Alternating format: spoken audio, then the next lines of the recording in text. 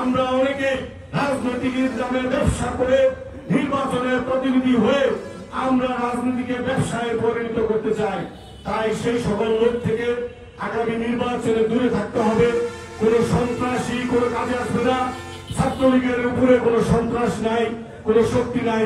তাই আমরা বলি, আমরা সাধারণ মানুষ হয়ে আমরা সেবায় বিশ্বাসী। নৌকার বিরুদ্ধে কাজ করেছেন, শুধু বিরুদ্ধেই কাজ করেন নাই, নৌকার পক্ষে যারা কাজ করেছেন তাদেরকে হত্যা করেছেন, তার বিরুদ্ধে একাধিক মারার মামলা হয়েছে।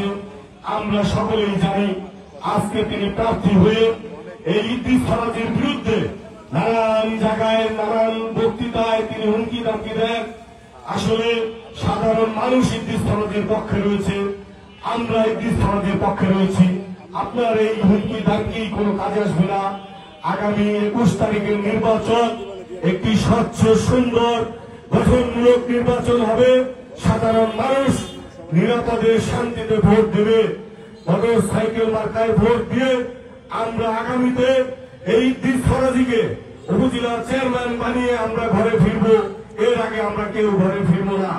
আমরা বিশ্বাস রাখি আমাদের বর্তমান উপজেলা চেয়ারম্যান আমাদের সকলের শ্রদ্ধেয় ব্যক্তি আলহাজ মোবারক আলী শিকদার। তিনি 10টি বছর উপজেলা পরিষদ চালিয়েছেন। 10টি বছর এই জাতিরার সুখে দুঃখে মানুষের ভাগ্যের সাথে ছিলেন। তিনি কোনো দিনে কোন গ্রামে দল করতে যান নাই, কোন বংশের মধ্যে বিভেদ তৈরি করতে যান নাই, ভূমিদস্যু করতে যান নাই।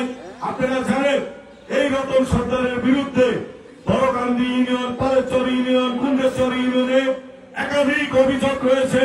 সেখানকার সাধারণ মানুষ ভয় পায় কথা বলতে, তারা সাহস পায় না।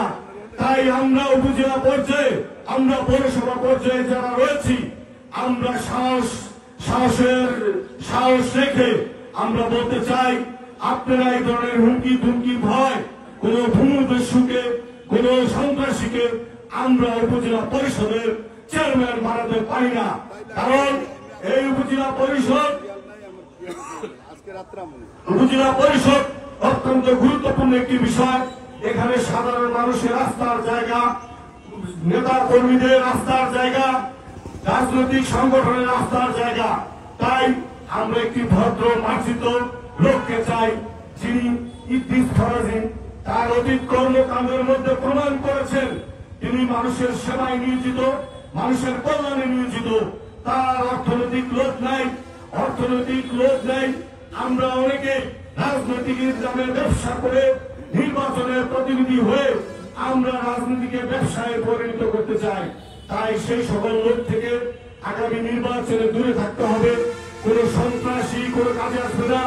ছাত্রলীগের উপরে কোন সন্ত্রাস নাই, কোন শক্তি নাই। তাই আমরা বলি, আমরা সাধারণ মানুষ হয়ে আমরা সেবায় বিশ্বাসী।